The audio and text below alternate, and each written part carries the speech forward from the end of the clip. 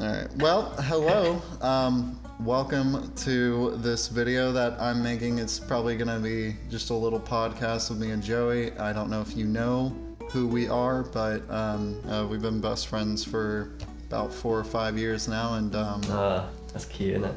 Yeah, it is cute. It's making me cry. But we've just we've gone through a lot together, and it's a really dynamic relationship because we met making a little Spider-Man fan film called Spider-Man Lost Cause that Joey directed and made. I'm Joey. Yeah, he's Joey. And that's sitting at what, like 30 million views now? Something I think like it's a little below. It's a little below, but yeah, pretty much. A little below 30 million. I think it's 28, 27. It's ludicrous. It is crazy. And then I made a fan film called Intractable, which is a Spider-Man fan film, and that's sitting at about 200,000 right now. And also, I was also part of Marvel Knights Spider-Man, which was a web series made by Jesse Shimeka, who is a really, really talented, really nice guy. Way more technically proficient than anybody I know. And I haven't talked to him in a little while, but even like every single person in his friends group, his group of friends are just amazing. But what I'm trying to do is make a little video to kind of introduce to people why you should or shouldn't make a fan film. What inspired us to make fan films, and you know what we've seen other people do that we want to advocate against, and try to just kind of create a better environment for creativity and make sure that people know what they're getting into before they dedicate years of their lives to these things, because it will be years of your life. You can't, unless you just, you know, shit them out and you don't care about quality, which there's some people out there that do that, but I mean, yeah. That's another conversation. So Joey, tell them why you decided to make Lost Cause. What was it inside of you? I was in university. The first thing I wanted to do, I think we just watched Mark Webb Spider-Man, or I've just seen the trailer of it and I got super inspired. And I remember talking to my friend Andrew Miles, and I was like, hey, look, let's make a Spider-Man comedy sketch series. And he was like, yeah, cool, I'm down, let's do it. That turned into a full film. That turned into a full script for a film. Mm-hmm. And it was basically only because, full disclosure, pure honesty, I wanted to be Spider-Man. I remember one time in my childhood, right, there was this bully, right, who lived down my street. And my mum bought me a new Spider-Man costume. And I remember seeing that bully on my street, and I stood out the car in my Spider-Man suit, and I stood really proud and looked at him. I was like, no, I've never told anyone that. But that's how long I've wanted to be Spider-Man. I've always wanted to be Spider-Man. And I made Lost Cause primarily to be Spider-Man. And I think it was mainly because I wanted to do certain scenes that made me turn it into a full-fledged script. One of the biggest things of Lost Cause for me was Uncle Ben's death. And I remember writing that scene. That was the first scene I ever wrote for the film, and I was just eyeing to create that film. So I wrote everything before that, and then after that. Honestly, it's just because I wanted to be Spider-Man, and I had 2 scenes in mind that I really wanted to create, and then I did, and then I made a film out of it, and I met you. Yeah.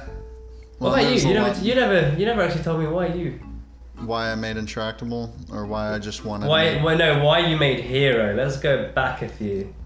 Oh man. Okay. Well, for anybody that doesn't know, which I mean, I'm assuming there's plenty of people that don't know this, but before I made Intractable, I tried my hand at another kind of earlier conception of it, an earlier draft, and it was called Hero. And I was trying to make something that was a lot more profound and just like, and dig into like what something like seeing your uncle being murdered in front of you in a dark alleyway would kind of do to your psyche. And I just kind of came to this conclusion that Peter Parker would have, dramatically changed. But if you want me to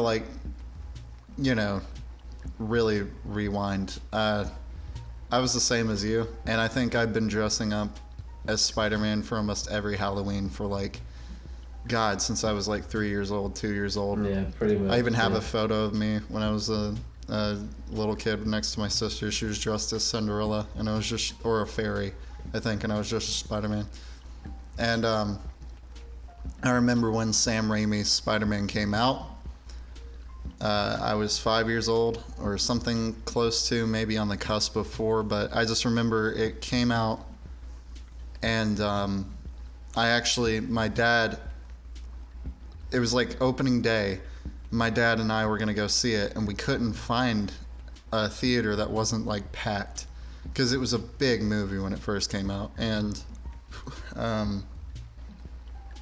I was out in the parking lot, and my dad was like, yeah, they don't have tickets at this theater either. And I started crying because I was just like heartbroken. Like, I don't know, like all I ever watched was the Steve Ditko cartoons, and I would watch, the 90s cartoons with my dad, and I would always play the games. I like beat the Nintendo 64 game with my dad like over and over again. And I don't know, like I was just fucking obsessed with him. I've always been obsessed with Spider-Man. And like when I was like 5 years old, after that movie came out, I remember I would get in a lot of fights in kindergarten with these second graders that kept coming over, because like there was a big playground, and you had like a part of it where the first graders onward into 5th grade would play, and then like kindergartners would play in their own little area. And the these 3 second graders kept coming over to the kindergarten side of the playground, and they were just like, they were picking on this kid that had a deformity in his face, and he needed a hearing aid and everything. And they were like playing a game called Monster that they came up with, where basically everybody just runs away from him, and I just thought that was so shitty. And I remember bringing it up, and I was like, I confronted them about it, and I got detention so many times because I would end up getting in actual physical fights with them, because like, that was just so messed up. And I think a lot of it was, if I didn't aspire to be Spider-Man, back then, even at such an early age, if I wasn't always trying to climb on walls as a kid, like always, always trying to climb on walls, like there was just you were just hoping, wasn't you? You was hoping that there was a shred of something in your hand that would just make you. Yeah. Yeah, I don't know. Something, it was like this deeply embedded just desire to be that character my whole life. And then I got to like 9th grade, and it just started becoming like this slow burning idea, because I'd seen other people play as him online. Like I'd see other people like try their hand at a fan film here and there. And I hated all of the ones I saw. And I can't really tell you why, because I was looking at it from a different angle. I wasn't looking at it from like this is just people expressing their love for the character. I was seeing it kind of in a way where it felt like, in a lot of ways, I don't know, I guess I came at it from like a perspective of wanting to be the best and make the best one. And like I saw Spider-Man in clips, and I just... That's exactly what I was going to say. Yeah. It was, for me, I felt like there were personal attacks. Yeah. Because he's my character. Yeah. He's the guy that I want to be. But why are you him? Yeah, why are you fuck you. Yeah, like, you that's what I was like. Clips, and like the suit on Spider-Man Eclipse, like they shot that on a red. Like they had more resources than any of us did, and it was like, how did IGN manage to like get people on board to do a fan film? And then on top of that, like I hated what I saw, because it was such like this gritty, like insincere thing, and like his suit was made out of like cotton or something. Oh yeah, I remember that. It was like, but like, I mean, like that was fine. I mean, but that was the thing. That was like, that's what they wanted. That's what they did. Yeah, that's what they wanted, and that's what they did. But the problem is when you're first starting out and you want to make a Spider-Man fan film, you like kind of pick it apart. You pick it apart because you're like, oh, I could do better. This, And then like you actually make one, you're like, fuck, this is hard. I can do that backflip. That's cool. Yeah. Then you break a leg. Then you break a leg. No, Yeah. I don't know. I just think it was a slow burning idea in ninth grade, and then it just kind of like it started turning into an idea in 10th grade where I was like, well, look, I'm starting to actually figure out how to make films. Well, Maybe you I can actually do it, made Hero before Lost Cause, didn't you? Yeah. Because you sent me a full-fledged intro or trailer way before I shot like 20% of the film. Yeah. Well, So you sent me your 20% of the film when I sent you that, and oh, I did, didn't I? Yeah, I remember. So, I was amazed by your last VFX shot with the trees and the spider in the middle of the tree archway. Oh yeah. In the big web, yeah. This guy's piece. Well, I appreciate it.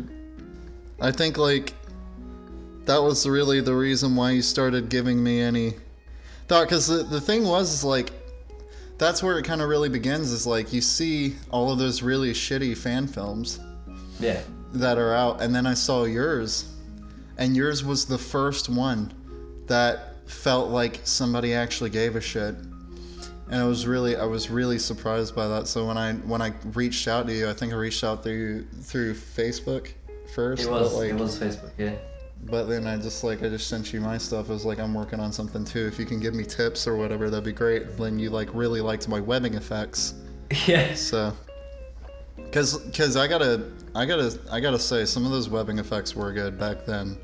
Oh yeah. For the time 100%. being, like when I was that age. So, ignore the voice cracks. I don't know what's going on.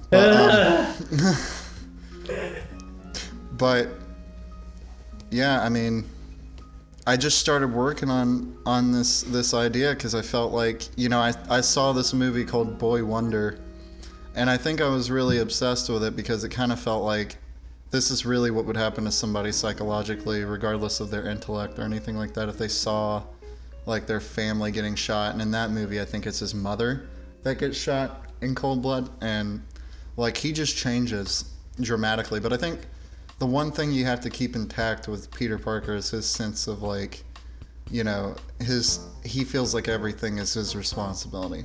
Yeah. And I think a lot of that is kind of rooted in the fact that Uncle Ben dies. So that was kind of always something I tried to keep intact even. And I'll tell you that like, and I'll get into this later, but like Intractable is not like a good Spider-Man thing. Like it's just an interesting take on it, but it's not who that character is whatsoever.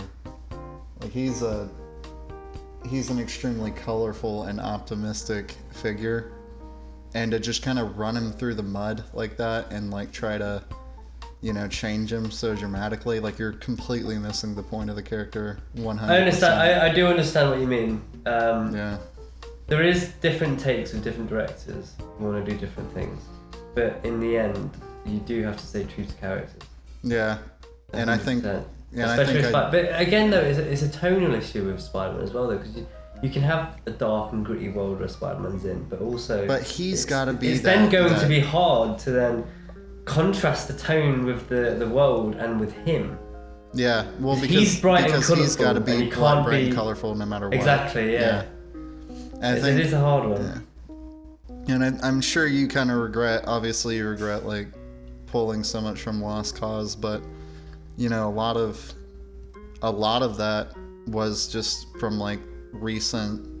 I mean, that was the inspiration at the time. You know, I feel like if Homecoming came out back then, we would have made it feel a lot more like Homecoming. You know, but like, I think The Amazing Spider-Man is like really disrespectful and kind of like dangerous in a lot of ways, and I know that's kind of like probably a little. Like, maybe the wording is a bit harsh on that, but like, Andrew Garfield in that movie gets so moody. You know what I mean? He's so moody, that whole movie, the first one at least. And like, he carries himself in such a shitty way.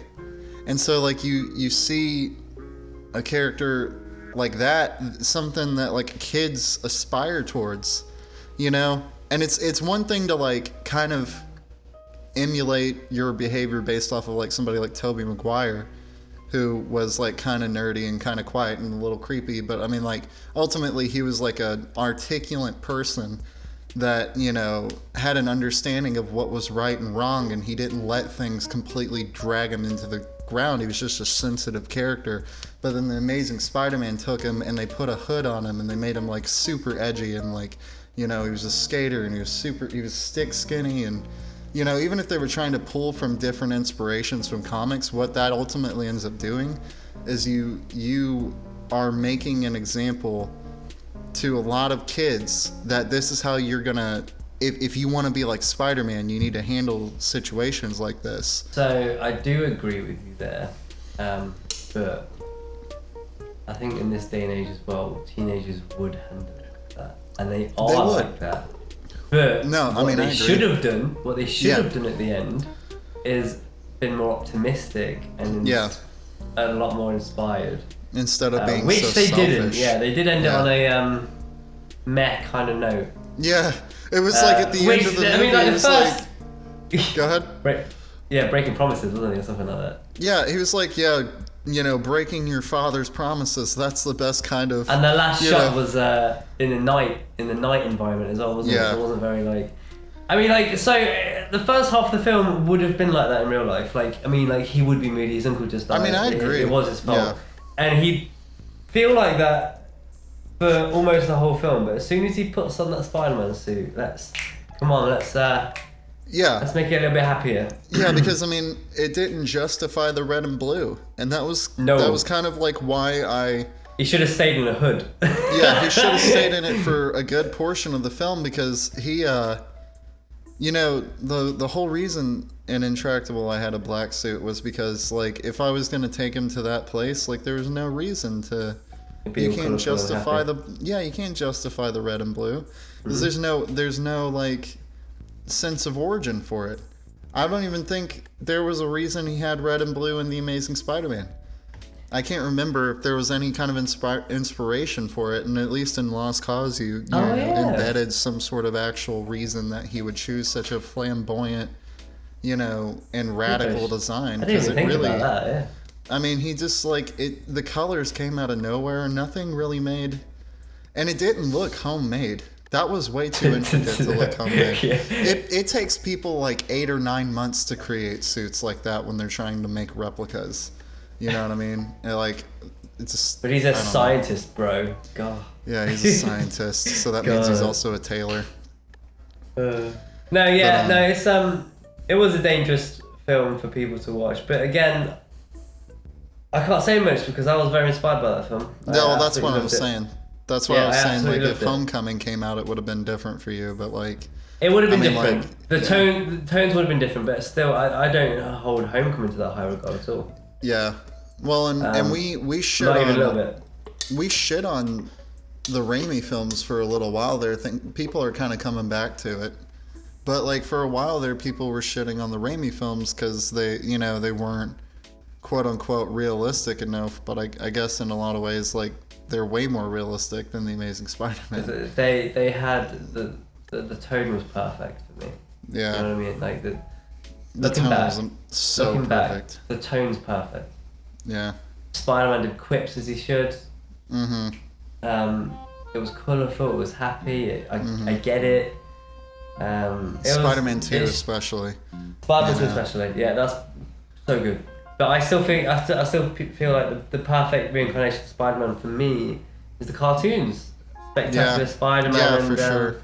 The 90s Spider-Man. The 90s Spider-Man is probably the closest to this 90s Spider-Man is my biggest inspiration for Another World. Yeah. And I guess just the music of Lost Treated Cause, Mary Jane like shit in that show, but I mean, it was still a really good show. He did. I don't know. I mean, yeah, dude. I don't know. I just Lost Cause felt like a culmination of. It was like a combination. It was every inspiration, like, you know, every single piece of it, and so, but that was kind of what you were going for after a while. It was, and that's for me. That's my biggest downfall for me for that film, because it felt like it wasn't my film. Yeah, But I mean, You know I what I can mean? say the same thing about Intractable in a lot of ways too, because it has its own voice, but it's not a Spider-Man film. Yeah, it has its own voice, but it's definitely It's not Spider-Man. You know, it's just no. it's just something. That's all. But I mean, like, but that's kind of like, you know, we'll get into. But why everyone's that gonna kind of start. thing Everyone's gonna happens. start somewhere, bro. Like, Yeah. I mean, yeah. I mean, like, we could pick apart either of our films. we can Yeah. we can pick apart films to death. But I mean, like, We can pick apart other films to death. yeah, for sure. But we It's also just- know what happened behind the scenes too. Oh yeah, So, 100%. but so here we are. We're at that crossroads where I have to redirect it, and I don't remember what. Well, what I we've was gonna talked about say. inspiration and we've talked about motivation. So now let's go on with process, I guess, or Yeah, why should you make a fan film and why shouldn't you make a fan film? yeah. I mean, like, what? For starters, convinced you? let's start positive. All right, So the positives. why We'll start. why with did you make a positives. fan film? Why'd I make it? Well, Other mean, I than you don't know. being I wanting don't- to be Spider-Man. well, but I don't think that's what that was after a while. I think what happened was, like, I wanted to be Spider-Man, and that's what Hero was, and Right. then I wanted to make a good film, and that's what Intractable was. And even if that's not what that turned out to be, you know what I mean? That's kind of like Yeah. That's Yeah, I kinda guess like what mine's that mine's was. kind of opposite to that. I didn't. Yeah. I never thought about making a good film. Never in my mind did I think it would be a good film. Well, I know because you kept throwing things in there that you thought were. I Gonna kept be cool, throwing things in but there, and but also, do it's you remember just at one point you told me something about the bad guy, and I was just like, oh my god, yeah, I didn't even think about that. Let's add that. what in. the inconsistencies in his power? That's the one. Yeah. Yeah. Yeah. But I mean, it was cool though. It So- looks cool. He turns into a demon at the end for no reason. for no reason. You know what I mean? Like, it was just Yeah. throwing all this cool shit in there. I know this guy from Spider-Man, he's in it. I know Yeah. this guy from Spider-Man, he's in it.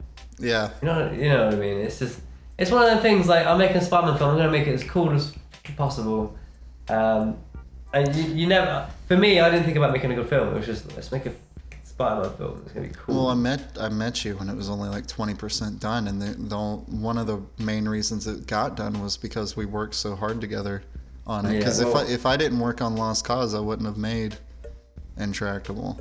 Because you Yeah. completely it inspired me to, you know, keep going with my own thing. Because like I saw what it did for you, and I wanted that same kind of feeling. So It was amazing once I got it out. And it was amazing working on it. I know. It was incredible I still working on miss it. I do still too. miss doing the visual effects and like you Yeah. going, oh yeah, that looks great, and you know, like we would Skype for like what, like 10, 12 hours every day. I'd stay up for days editing Yeah. my film, and I loved it. I absolutely loved it. That's what got me so much love into filmmaking. Yeah, was And that just taught like me, us working together. it on taught that. me every single thing I know right now. If I never made Lost Cause, I'd never be at the level I am on today. Yeah. Without Lost Cause, I wouldn't be in the position I am today. Yeah, Hands down, 1000%. I I'm can kind of the same way too. Yeah, I for can sure. openly say that 1000%. Lost Cause was a big learning curve for me. Not only as a filmmaker but a storyteller and person. Well, it was a big learning curve for me too. The only reason why Intractable looked as polished as it did in comparison was because I learned from the mistakes that we both made on the other thing. You know?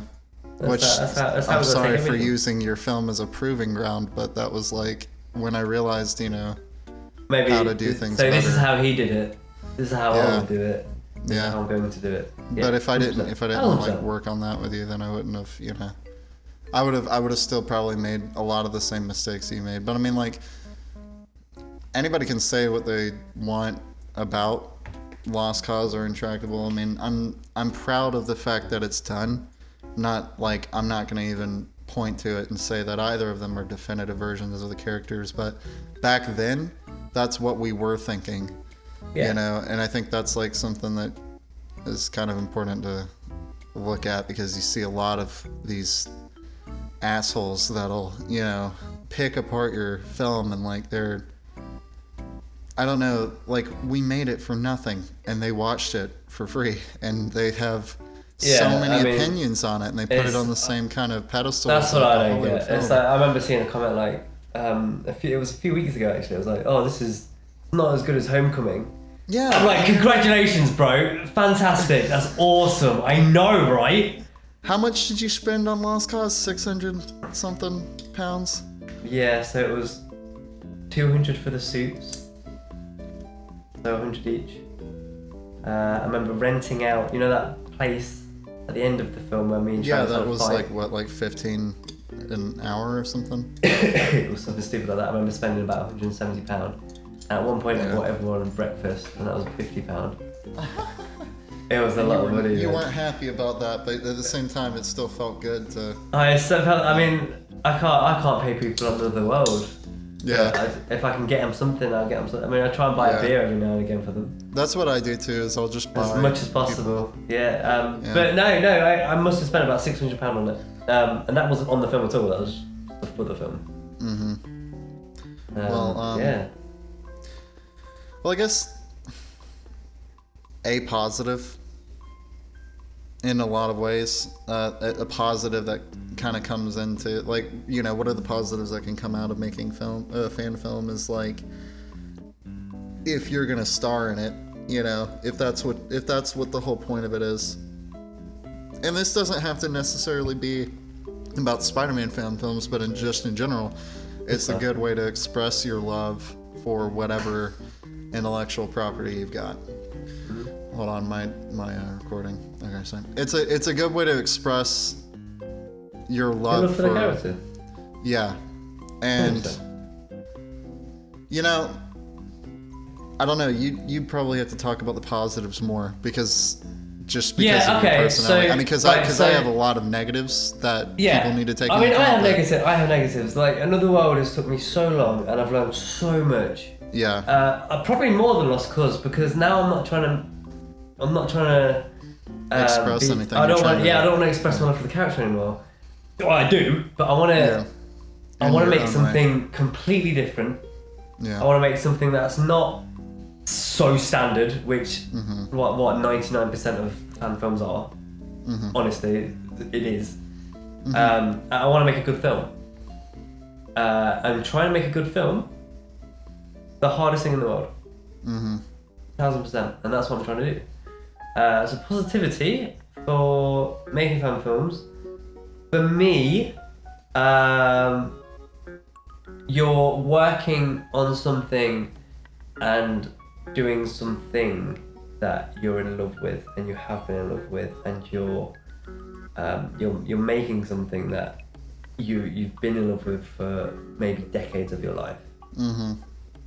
And there's nothing better than the first time you ever see yourself in a costume. Yeah. Oh yeah. I remember the first time you put yours on, you had the Sam Raimi music playing on. And that for me, I don't know how it felt for you. For me, that was amazing for me to see you do that. The first time I did that, I was in a costume shop and I was with this woman, and I put on the nighttime suit, and it was exactly like Andrew Garfield's one. It was a bit, mine wasn't as tight, but I just remember looking at myself in the mirror, and I just remember going to the store lady and I was like, look, how good do I look? Like, come on, this is so cool. It just and she was like, it is really cool. It was really cool. And I remember just like, this is like, I've never seen this before. This is incredible. And when I put on the Another World suit, I remember sending you 1,000 pictures like, Heath, look at this suit. And not only is it a Spider-Man suit, but it's my own personal design. It's your own personal design. That for me was the biggest thing in the world. It was incredible. But this might not happen for everyone. But for me, the positivity of Lost Cause pushed me into loving filmmaking.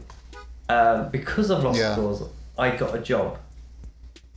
And because of Lost Cause, I left that job after 2 years. And now I've got my own crew. I'm making my own films. I'm starting to get paid be a director, which I've always wanted to do.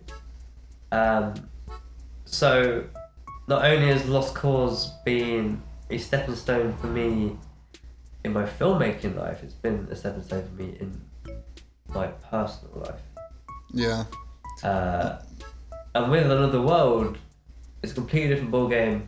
That, like, we could do one episode of Lost Cause, one episode of Another World. Another World is just completely different, and the amount of people, businesses, locations I've grew and met with in this is incredible. Like, I'm working with actual actors now, which is weird because in Lost Cause it was just friends and family. It was just friends, yeah. And you can tell that. You can tell.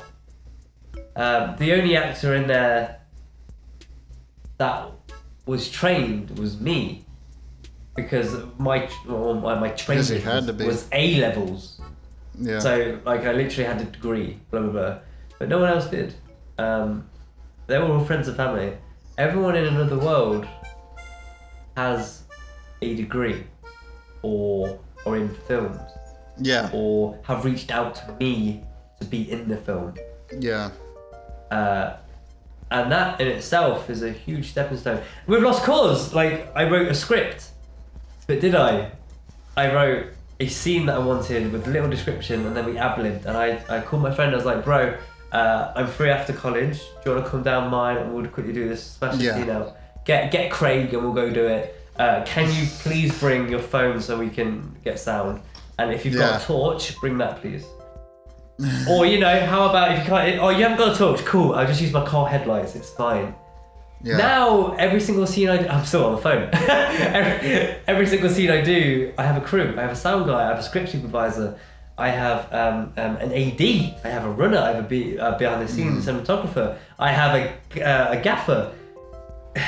Things evolve, bro. It's a really big leap. I mean, like in that, and I guess I have a lot to add to that too. But it's really because, you know, you look at the quality just between Intractable and then Nascent Nation, and it's just day and night. You know what I mean? Because you're dealing with like real actors. It's a really good script that we spent a lot more time on, and like, you know, the cinematography is a lot better because I had time and I guess in a way, like me and you have been using fan films, and a good positive to it is that if you're smart about it, fan films are the perfect place for you to practice. You know, and the people that shit on the concept of fan films themselves don't really understand why a lot of people start out making them. You know. No. So another positivity I can add, which you just described perfectly, is being a filmmaker and being a starter filmmaker. You'll make a film, you'll spend months on it, you'll spend money on it, you put it out there, and the only people that will share it are the people that are your friends, or the people that are involved in the film. Maybe your mum will share it a few times on her friends' pages. She's a proud woman. But if you make a fan film, there's a whole millions of people out there that love that character and want to see more of that character when there's not a movie coming out. Yeah. Then they see your voice, then they see what you're capable of, then they like your videos, then you make your own personal film, then they watch that. And not all of them will carry over, but it's a lot more to carry over and start following you, and you'll make a lot of friends that you didn't think you were going to make because you're going to find people that are going to admire what you're doing just because you have like this shared love for whatever IP, but you're doing it in a way that inspires them. And I mean, like, and it's just, you know, like, you'll meet a lot of people that'll inspire you. Like Caleb Robinson made the Living with Trevor thing, and that was just inspiring as fuck to me because I don't think even I have made anything that ambitious, you know? That was a fully fledged feature film for him. I mean, like, and he did it, that was his first film. And he messed up like 3 times, and he lost the movie like twice, and he made it anyways. You know what I mean? Like, but like, I would have never known who he was if he had. And he was just a guy who was messaging us every now and again saying, "Well done for your fan film." Yeah. And then all of a sudden, he became our friend. Yeah. He's really not only a supporter, but now a friend, and now a fellow filmmaker. And even Gage is really awesome too. I think Gage is hilarious. He is brilliant. He's really talented. He's gonna get somewhere with it. Oh yeah, 1,000%. Yeah, no doubt. He's got a lot of charisma on camera. But I mean, yeah, I mean, like if I didn't make films with friends and family and see how that worked out, I don't know. I'm the kind of person that you can't just tell me that the stove is hot. Like, no. I'm not going to just take your word for it if you tell me the stove is hot. I have to put my hand on there and see how hot and why it's hot. Because otherwise I'm just going to like constantly. So I would go through a lot of the time. I would always like hear people say don't do that, but then I do it just so I know why I shouldn't do it. And making Intractable was kind of that a lot. I don't know. But with the 4 positive notes we've just said, there are about 10 negatives. Yeah, but I mean, like, we'll get into that. I think I've got nothing much more positive to say about them. Well, I'd say that you learn exactly what not to do. If you're willing to look at yourself. You can also do that with other films. They're not necessarily fan films. It's not necessarily fan films, but what I'm saying is if you use that as like a leaping board, like your first project, it's definitely going to benefit in a lot of the same ways. And that's only if you're self-aware enough to actually look into why you want to do it to begin with. You know what I mean? It's the best form of criticism. Yeah. But it's also the worst. Mm-hmm. It's not. And we're only speaking from Spider-Man fan films. I'm very sure that if you make a Batman fan film, there's a much more mature audience. No, I mean not really. No? I mean, no, because Made Legit Media worked on Batman. Oh yeah, of course. Fear of the Mask or something like that, and I mean the audience was really, really not very receptive to that, and I mean, but I've seen some good Batman fan films. My favorite one was the what was it called? Like Cowl of the something. I don't know, but it was by the Bat and the Sun, City of Scars. That was really good. I don't know if you've seen it, but like for what that was back then. I hate Batman. Yeah, I know. I hate Batman. Well, I think he's a dick, but I think he's entertaining. No. I don't mean that I hate the character. I just hate the world. It's just so dumb. Yeah, I mean, like. People can argue me, games, but no. It's not about arguing. Jesus. I mean, everybody's got their own opinions, and I think the thing is a lot of it with you is like Batman was oversaturated for a really long time there because of the Nolan films kind of reinvigorated audiences to kind of pay more attention to him, and then like you just saw, you just became overstimulated with Batman and his world, and like I think if you just took a little step back, I mean, there's too many versions of him. That's obvious, and there's too many fucking characters in there for me to keep count. But I mean, for the people that love him on the same level that they love Spider-Man, But I think Spider-Man's a little bit easier to do than like a Batman thing, anyways, just because like Spider-Man's kind of set in reality, and Gotham is as fictional as it gets. Yeah, true. Yeah. So, I was going to say that's completely wrong, but I actually understand what you're going for there. Yeah, I mean, like Gotham is so fictional, and you would have to do so much more legwork to even remotely convince people that you were in Gotham. I mean, there's so many location scouts you'd have to. Everything is like this Victorian Gothic. Yeah. And set pieces, and it would be a nightmare to set that up. So I mean, I would definitely. If you're a big fan of Spider-Man, you're gonna try to do it. If you're gonna try to do a fan film, obviously just don't, start with something like Star Wars, because you'll never get it done. But I mean, like, but yeah, I don't know. I have so many negatives about it, but I don't want to like. No, we don't want to dower anyone's. Because I want to with a few people, because there's certain people out there that have no business making one. Yes. Well, there's 2 people that want to make fan films. Filmmakers and ego. Or filmmakers / actors /fun, Yeah. then ego. Yeah. It's always like a fucking ego thing nowadays, but it. Yeah. You know, like if you look at like Dan Poole, I don't know the guy personally, but he seems like he's really full of himself. And but he kind of has a right to be, because he was one of the first people to make a Spider-Man fan film, and it was I don't know if you know what I'm talking about, the Enter the Goblin. Is it the guy who actually swung on a building? Yeah. I mean, Yeah, like I do know. he was kind of, he's the, you know, the centerpiece of ambition for that kind of stuff. Yeah. But I mean, like then you got like Roger King. Roger King is not egotistical. No, Roger King is like the coolest guy, because he just wanted to be Spider-Man. Character. Yeah, I mean, he looks like Spider-Man. He's like, he is Spider-Man. Yeah, I know. He made 6.5 hours worth of content for us to just kind of just digest. Like it goes all the way up to the death of Spider-Man. Yeah, he starts from the origin onward. It's ridiculous, and man, incredible, absolutely incredible. And did he have a crew? Did he have anything? Or was it just him and a camera? No, he didn't. He lived in a van. He just wanted to tell a story, right? He just wanted to see himself as Spider-Man, and at some point it just became this obsession, because it started out as he wanted to just make a trailer with all of his favorite highlighted things, and then all of a sudden it started getting out of control, and he wanted to actually tell a story. And I think that's the thing about fan films, is you get bitten by a bug. And it's the filmmaking bug, and you start realizing how fun it is, and then it gets out of hand, you know what I mean, really fast, and then you've got a 2.5 hour long feature film. Well, the biggest negative, which I'll start with now, is time. Yeah. Yeah. My voice crack. Yeah. there's not enough time for anything.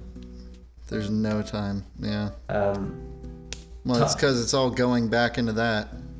Yeah. You know? It's well, if you're doing it properly, which I'm sure there's loads of people out there, but personally for me, I need crew, and you have to wait for everyone to be free. Yeah, and that's just actors. They're not getting paid. So I need to do it when they've finished their jobs. And when they feel like it too, because when they feel like it, they're not, and they're also in like 10 scenes, so they got to do it 10 times. Yeah.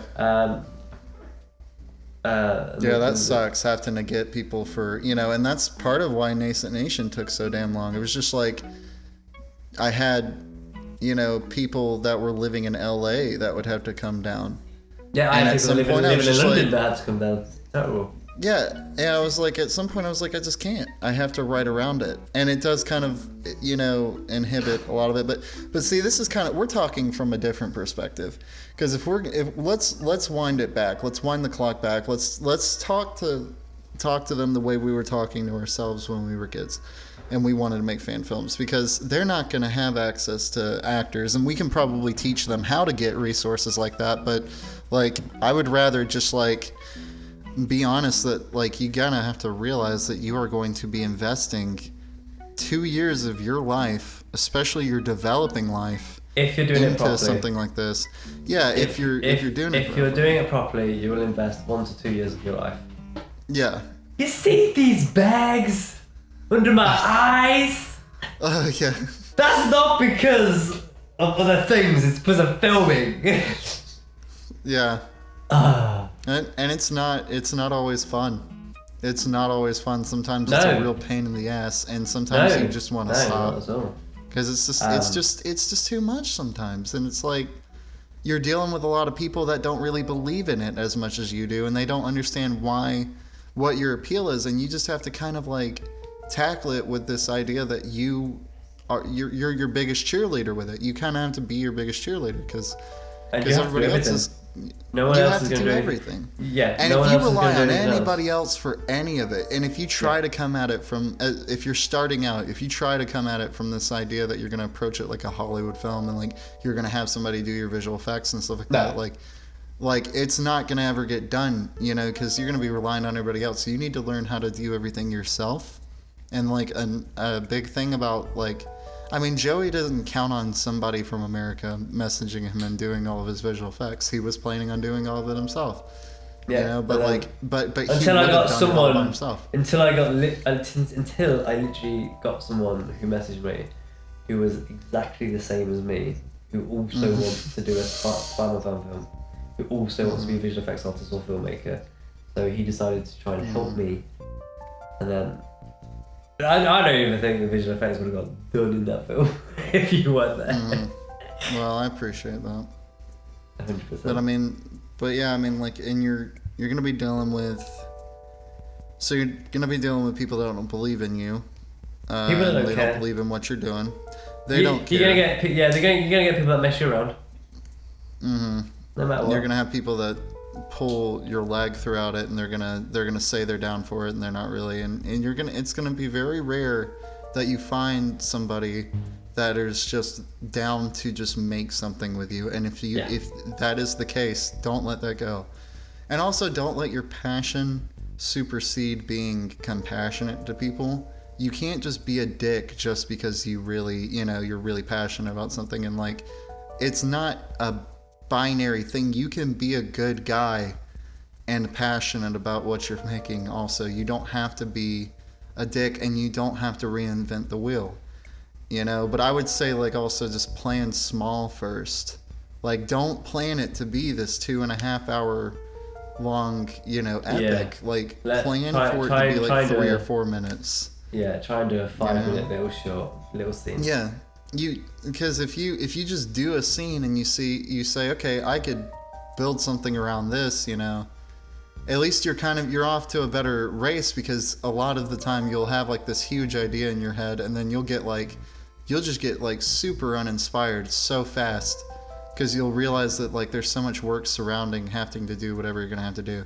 Like if I were to have, like, that's part of the problem with Another World. I want to go ahead and say too, like, the trailer for Another World where we were fighting each other, that's not happening anymore, because this is too much. Not at all. Like, it's not very good to say limit yourself. I will never say that ever. Yeah. But definitely check your resources. Yeah. 100%, yeah, I mean, like, because we've had the whole idea of Another World has completely changed. Me and Heath, the only thing we ever wanted to do was have a fight, have a chat, have a chinwag, make a film that was all about me and him. The first concept of the film was me doing my own thing and my own world, and I filmed half an hour of that, and Heath doing his own thing and another half an hour of that. In reality, the scene that me and Heath are going to have in the film now is going to be probably 5 to 10 minutes long, and we're not going to have any action, and it's just going to be, if anything, service between me and Heath, just getting our moment on screen together as we promised. It won't be a fight. It won't be anything like that, which is very upsetting for both of us, because that's what we have but built. It's so much work. Like, we would have to do so much green screen work, and it would be so much trial and error. And I just feel like, it's just so much more pain than what it's worth. And I think, like, I have a more, like, I tend to step back a lot more before I start killing myself over a project, and I go, is this actually worth, investing all this time into? So not only if that, I don't believe in it.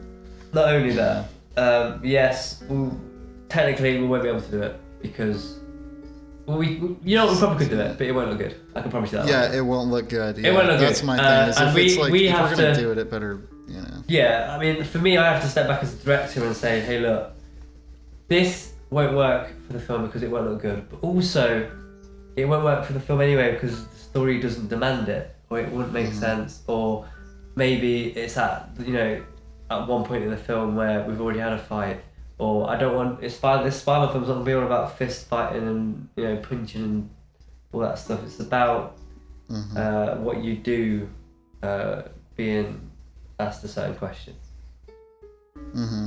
That's it. Yeah, and I mean, you just have to really believe in the idea of your story. And I guess, like, I would also say that if you're developing in your early teens and you want to make a fan film, it's probably not the best time for you to do that.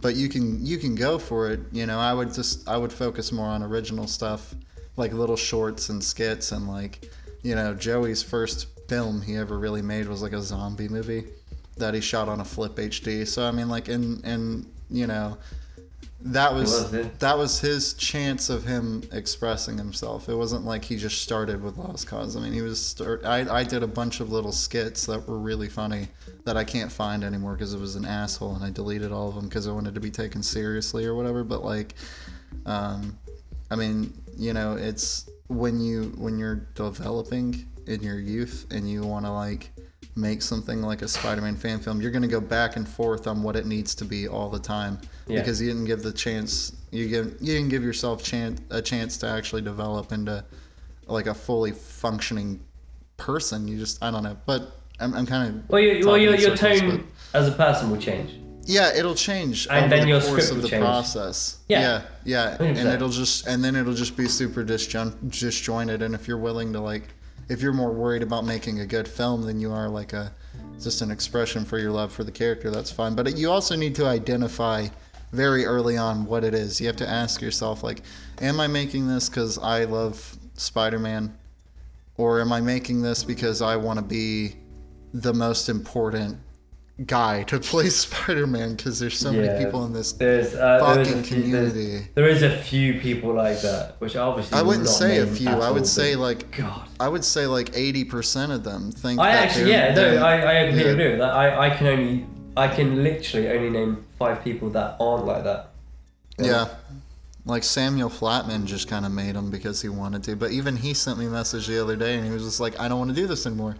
And he'll make fun of it too, where like he was jumping off of tool sheds and stuff, you know. Yeah, see, that's Spider-Man suit. But I mean, like, but he was just doing it because he cared about the character, and then all these people, including myself.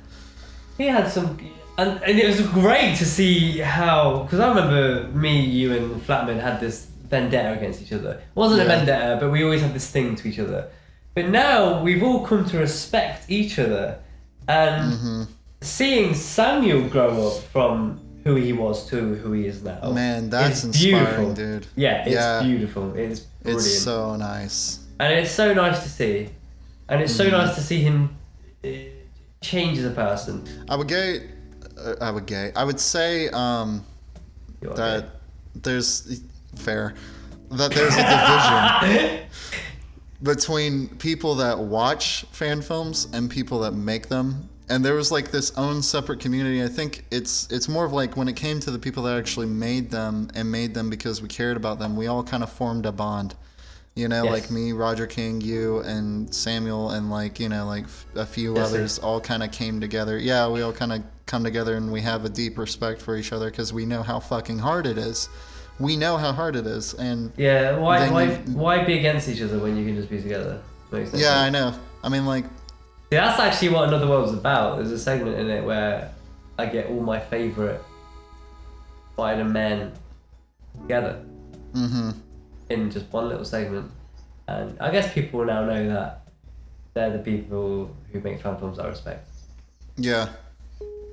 And I mean, like, people that actually have their own little visions for the character. I mean, like, I don't know, like, I would reach out to the people that did care a lot about like making films. Like they clearly wanted to, you know, do better, and like it gave me an opportunity to like reach out and be like, hey, you know, I fucked up here, don't fuck up the same way I will, you'll waste like 2 weeks of your life, and like, you know, just like try to like help people out. I don't know, I love trying to like put people on the right path, just you know, being honest. and use it's all honesty. Yeah. And I think like people weren't really very honest with me, and they still aren't. And it's really annoying. It's so annoying, you know, because even if I get my ass handed to me with something and like, you know, just something didn't work out, and like even if I'm really butthurt and I'm like sensitive and like hurt, you know, my feelings are hurt about it, I'd rather hear it then assume that everything was okay, because there's no chance of growth for me, and the only chance that Yeah. I'd have of growth is just like my own self-awareness, which only goes so far. Like, if something sucks, just fucking tell me. And in this little community, you'll get a lot of people that'll tell you something sucks, but they won't tell you how to, solve it. They'll just tell you something's wrong with it. And you need people. You need to surround yourself with people that'll give you solutions based off of wisdom and experience, instead of just But then again, instead of just saying the writing sucks. It's like, how? Yeah, is that right? Is that right saying in a Spider-Man community or a fan film community, because people aren't there to judge the film, they're there to judge the character, but judge the film anyway. Sometimes they're there just to judge the person that created the film. Yes, but then it's malicious. Should we listen to them? No, I mean No. My thing was I just kind of turned I didn't care about my perception of what anybody in the community thought for a while there, Mm-hmm. I didn't give a fuck what anybody thought of me or the films I was making, because the Intractable was about me finishing. Intractable was about me finishing something that I'd started, It wasn't just about me expressing my love for the character anymore. It was just about me trying to make a statement that I could finish what I started, and I did. But I don't know. It wasn't to prove anything to them, and it wasn't to make a good film for them. And I think a lot of that kind of bleeds through too. But I mean, a big negative is that you're not going to be able to really express yourself. You're gonna realize, you're gonna come to a point, and I think we both came to our own points with it with Lost Cause, even if it was in different bursts. I think yours was after the film was made, but mine was during mine being made, which is that I wanted to make something that was my own and original, and that really hit me after a while, because you're spending years of your life on something that it's a totally different, it's not your intellectual property at all. No. And that's the worst bit. Yeah, the best and the worst bit. You do feel like you're wasting your time. Yeah, you do. And I mean, in a way, if it's not good at the end of it, you kind of did. You have, yeah. And you gotta kind of be okay with that and realize that. Yeah. Kind of have to rebuild as well, yeah. Yeah, you have to start from the ground up 6 or 7 times before you're finally okay with it. If you're still kind of in that developing stage where you're trying to figure out your voice as a director. But I mean, obviously, not everybody that makes a fan film is gonna want to direct movies. Some of them just want to see themselves as Spider-Man. Yeah, which is fine. Yeah, and that's perfectly fine. I wouldn't say anything to those people. I wouldn't have anything. What is there to say about that other than, all right, go, Go for it. That sounds cool. But but those are the kind of people that they just one and done it, like Roger King. Roger King does not make other things. I think at one point he kind of did have an idea where he wanted to make an original superhero, but he just kind of, he's got a life, he's got a family, and kids and a wife and everything. As well. I mean, he's got other things he wants to do with his life, and I think that's awesome. I wish I was that guy, that I just made a Spider-Man fan film and moved on with my life. That would have been great. But instead, you get sucked into it a lot, because there's a certain amount of stress that you put on yourself when you want to make films and you want to be a director, because that's it. The stress is that you want to be a director, and a lot of it, even if you don't really realize that that's actually what you want to do. Like me, I'd personally rather be a DP than a director, because it's very hard for me to articulate when I'm on the set and I have all these other technicalities that are running through my head, to try and pull a performance from the actor or actress, which is ultimately, that's what a director is.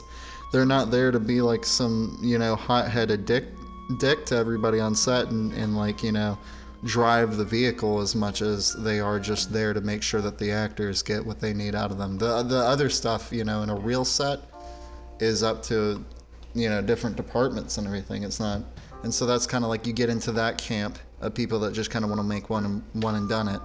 But then, I said, there's two kind of people, isn't there?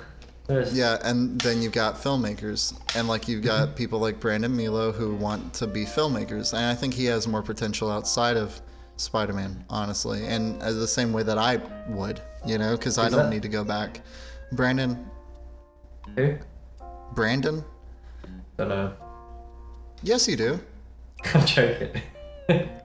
Don't even do that. These Americans, man. But I get what you're doing now. Okay. Yeah. So let's get into another negative while we're here, because I've already shit on him for this. Ego. The people that want to go at it for the glory. Of, these people I do not talk to, and you can suss these out. Yeah, it's so quick to figure out who's doing it for the wrong reasons, and for some I've reason, never been wrong. I've not either, and a lot of the time, like they'll, people ask for your help on things, and like sometimes you just go at it and you just try to help them, but like some people they fucking think they know everything anyway, so every single thing. So I just don't help them.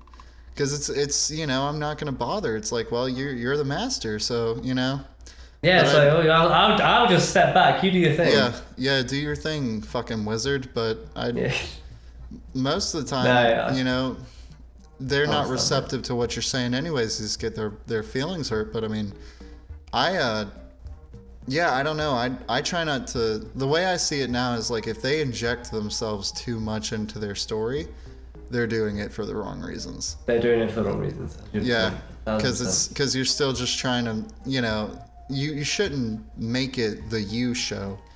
You still have to kind of, and that's a problem with Intractables. I injected so much of who I was into that one thing, and then I reeled it back, especially in School of War, and just like I made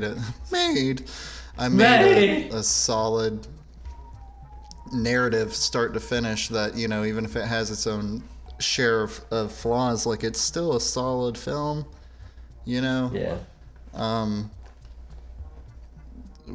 appreciate it. From a more honest place than Intractable was. Intractable was just like, I'm sad. My name is Heath. Here's my sad movie about people talking about sad things. And then this Family Guy animation. Might as well use Spider-Man as well. Yeah. Might as well throw Spider-Man in there because I think he's cool. Also, here's a plane crash that looks like it's from a Family Guy cartoon. Because I'm in over my head. Hot. Very. So there's one thing. Stuff. You do look good in the black suit, though. Oh, I was talking about your cough, but thank you. You're welcome. There's one thing that I don't know how to say this, but I hate it. But people can't help it. But I hate it. Standard storytelling. Oh, right. I get sent. I've probably been sent 500 odd fan films. Mm-hmm. Three of them had vision. The rest of them are just 497 Peter Parker of them were Peter Parker gets spider powers, defeats and bad Green guy. Goblin. Green Goblin. It's either Green Goblin or it's Shocker. Every fucking time. Yes.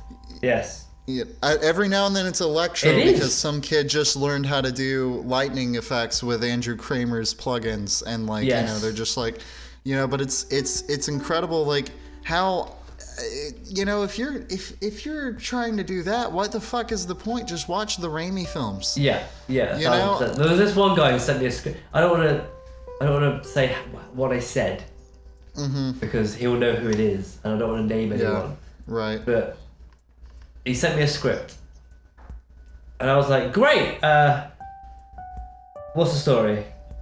So I'm not going to read it. What's your story, and what are you trying to achieve? He was like, well, Spider-Man's defeating this guy called Scorpion. I was like, okay, cool. Mm-hmm. What's the motivation? Well, it's like the cartoons. He he's bank robber. He's got this, this weird tail. I'm like, okay, yeah, cool. What's the motivation? Okay, yeah. Blah, blah, blah. Right, what's the story? Oh, I know he defeats him. Does he defeat him at the end? Yes. Awesome. Yeah. So, like every other. It's just like it's like a point A, point B. It's hard. It's hard to say. It's hard to say about because, again, you go it's back. Every film. It's every film anyway. Yeah. It's every film anyway. It's the Marvel films anyway. Yeah. But Jesus Christ, Do something different. Yeah. Like, But still send me something. Keep yeah, intact. send me something. Send me something that's just. Please don't send original. me. Yeah, but Please don't send me Spider-Man fighting someone else. And Well, yes, I'll say maybe you filmed it with a Ronin, and maybe you filmed it with a Red Epic. Awesome. Yeah. But it's standard fighting. And I think. it's Yeah. Jesus. Well, and again though, it's like, don't let that drive to be original be the only thing that, because that's where the ego gets involved. Don't let that be the one thing that's see, that's why it's hard for me to explain. It's a balance. It's hard for me to explain it's myself. A balance. It's a so balance. hard. And I mean, it comes off quarter baked because we haven't sat here and thought about it for hours before we rolled the cameras. No. So, I mean, well, that's the thing. The first thing I I said to myself is when I was doing Another World, I wasn't going to tick all these boxes like, okay, Spider-Man's on this spot, not going to do that. Spider-Man's on this spot, not going to do that. Exactly what Homecoming did. You know what I mean? I didn't just sit down and say, right, he's done that before, I'm not going to do that, he's done that before. I just wanted to take him into a different environment, into different and see how he would react. How would a character react?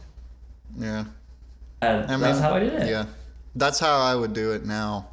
But I'm not going to go back, No. I've got to keep going forward because I can't sit in the I can't make fucking Spider-Man stuff. I can't make superhero stuff forever, and I'm tired of I'd like to do my own original superhero one day. Give me 2 years, and it would be a 5-minute little short film. Yeah, I couldn't, because none of it. I could 100% to me anymore. But I wouldn't do it. I wouldn't do a superhero sci-fi fight. I'd do 2 superheroes in full-fledged costume. They've got powers, but they're not physically fighting out. They're mentally fighting out. It's a character development thing. I mean, I guess, but it's still, that's just not interesting to me because the whole genre is so oversaturated. And I wouldn't say it's oversaturated. Everyone says genres are oversaturated. Everyone says that. It is not. No, we get 12 films for Marvel a year. That's it. That's once a month. We get 2,700 horror films. That's a genre. That's a genre. I get where you're coming from, but those movies don't get such mass distribution and such massive attention. You still only get 4 or 5.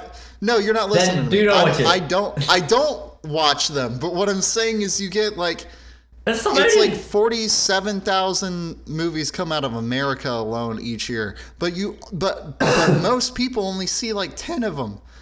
Because those are the movies that are put in theaters that get major distribution. Then congratulations to them. Who gives a shit what they watch? You watch who you watch. Stop being emotional for a second. Listen to what you're saying. There were 120 something superhero movies that have come out since 2003, and those are the only movies that are stimulating the economical environment in Hollywood. Those are the only movies that are actually gaining back what they put into it. And then every now and then people make and every now and then people will... That's strange, because that's weird, because Star Wars and Jurassic World and any Disney those film. Are still probably every horror film. Those are still 2 titans, or that you just named. They're still just different franchises that are ultimately the same kind of thing. I mean, it's the same shit. I don't want more Star Wars movies. I want Episode 9, and I want them to stop. Yeah, who does? We don't need more of those. We don't need another Jurassic Park movie. I know you're gonna kill me for we that. need 1,000 Jurassic Park movies. I know you're biased to that. Give me a film with a dinosaur in, I'll fucking watch it. It's a dinosaur. I love dinosaurs. Give me a film that hasn't got the word Jurassic on it. I'll still watch it. I love dinosaurs. If Jurassic World brings a new film out every year, I'm not going to complain. I can wait. I know you won't. I can wait. I can wait 365 days for another Jurassic World fucking film. I don't care. That's fine. That sounds great to me. I'm down with that. Jurassic World wasn't necessarily a bad movie, anyways. I think it was a little transparent, but I mean, I thought it was. Oh yeah, of course. Yeah. Well, the writing. I would never say that it was a shitty movie. Because it wasn't. No. I was entertained the whole time, but it's not Jurassic Park, but it was good. But I mean, no, I guess you can settle it down to. I'm fatigued far more than you are with the whole idea of them. But I mean, I still Yeah, well, don't forget as well, I do enjoy superhero films. I enjoy Avengers, and you do. But that's the thing. I don't. I mean, but I hate them because they're becoming less and less sincere. You know, and I just want them to kind of evaporate, and I want us to go back to a time where there are none, because that's I want to go back to a time where there's more horror films. I mean, but that's where Sam Raimi's Spider-Man films kind of they blossom out of this sincere idea for the character, you know. But nowadays it's not that. It's just about, well, this character hasn't been touched yet. Let's, you know, sink our claws into that franchise, and it just kind of like, I mean, it's just this perpetual cycle. But it's definitely not that. But they do have you know, a goal, and to get to that goal they need this certain character. And then obviously when this character's there, he's this character. It's always fiscal. Of course it is, but I'm enjoying it. I'm watching them. I'm having fun. I mean, I come out of the cinema smiling. Yeah, but see, you're watching them. You're walking out of them smiling. The last one I saw was Homecoming, and I didn't even bother to really like see that in theaters. But I still really enjoyed it. That's the thing. But that was the only one in the past like 4 years that I've actually enjoyed. Because I thought Civil War was garbage. I didn't like it for the same. But I didn't like it for the same reasons people didn't like Batman versus Superman. So I thought that was really interesting that everybody really liked. But again, like that's, you know, and people are gonna like say what they want about my opinions on that. But like I'm moving on from it because it's just gonna be this thing where you're gonna be like, well, I liked that, and I'm gonna be like, well, I didn't, and then we're just gonna keep doing that for like the next 10 minutes. But that's basically how we do things anyway. But yeah, but it's not a big deal. But I mean, like, anyways, like moving back to when you get into the sole reality of what a fan film is, it's just in conception, it's just people that really care about a world and lore and, you know, concepts and of these IPs enough to be possessed by it and obsessed with it and you know, just want to express that. And I'd like to think that film is not the only medium where that can work, you know. No, I've seen a few comics. I would go far enough to say that if you feel like it's too much work, you can always write something. Write a novel.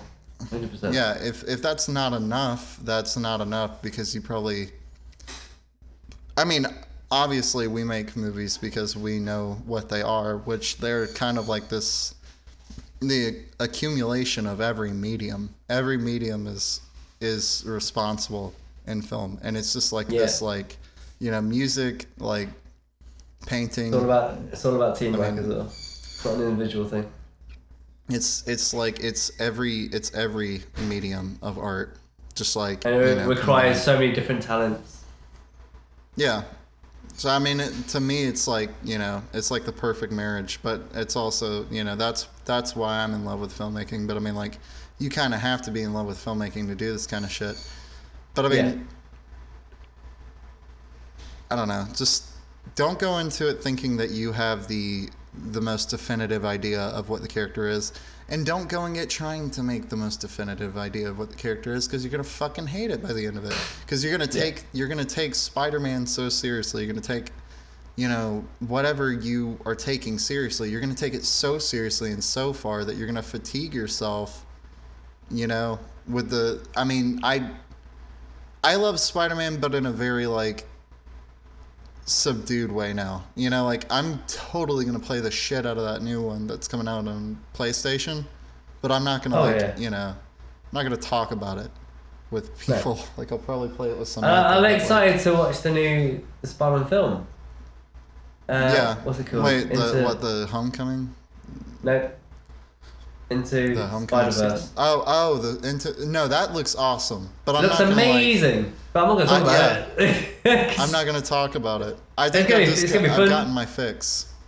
You know? If like, the only thing I talk about nowadays I don't know, actually. Mate, I've not even seen Jurassic World 2 yet. Wait, is that out? It is, yeah. It came out a few days ago. What? I've not even seen it. No one's talking about it. I've not even seen it. I didn't even see Avengers opening night. I seen it like a week later. Well, that's crazy. I didn't bother with Infinity War, but I mean, but again, like, anyways, okay. First off, I need to see the new Jurassic World, because but. Oh yeah. But still, it's the same thing though. As soon as I saw the trailer though, I was there like, it's alright, I guess. This is alright. Yeah, I was a little annoyed with the Jeff Goldblum quote finding its way back into I know for a fact, you know that room he's in? Mm-hmm. That's the only scene in the film with him in it. Yeah. Oh yeah. I know. No, you can tell for a fact, and it's gonna really disappoint me. Yeah. And it's gonna kill me. But I know. It's just fan service, man. Yeah, which is fine. I mean, I'm not as attached to the franchise. I just think that the first one was like a marvel of cinema, and yeah. Of course it is. I don't remember. Anyone who says something that's something not like that is wrong. Yeah. I don't even think I've seen Jurassic World 2 or Jurassic Park 2. I think I just saw Lost World, and then I was like, I'm good. I don't. Not Lost World. Is that 3? No, number 3 is Jurassic Park 3. Number 2 is Lost World. Oh, okay. Well, then I saw the third one with the pterodactyl on the bridge and everything, and I thought that was pretty cool, but I just don't know. I would say, a lot of, when it comes to filmmaking in general, I guess one of my last notes is to make what makes you happy and not what you think is gonna, in the end game deliver you some sort of like glory or like fiscal freedom. Like that's not always like, if you're doing that, you're in the wrong business. Yeah, I mean, because there's so much white noise collectively, and even if you think about like just what YouTube is itself, like YouTube itself is just littered with like content that like it just comes with. There's like hours and hours and hours of content uploaded every second to YouTube, this being one of them, and it just gets lost in the white noise. To think that like, I mean, I've been a part of Lost Cause, which and I've been a part of Marvel Knights and my own thing. Altogether, all 3 of those things probably have up to about 70 million views, accumulatively. And I've been a part of all 3 of those projects, and I can tell you that that means nothing. Those are just numbers, because if you're not happy with whatever you made, those are just numbers. They literally deliver nothing to you. And they also, Joey's case is a little different, but I can speak to Jesse especially, and my experience is that all it does is it draws eyes to you. And everybody's like, like interested suddenly in you because they think that they can get something out of you because they're like, oh, that's exposure. That's a lot, But it's not like that, because you're not going to be able to reproduce 30 million views at the drop of the hat, It was just that Lost Cause's view count was probably a fluke. For all we know, Another World may get 2 million views, And by the end of Intractable's life cycle, it might get 1 million, and Marvel Knights has probably stopped growing. I know for a fact that my mum is literally 20 million of them views.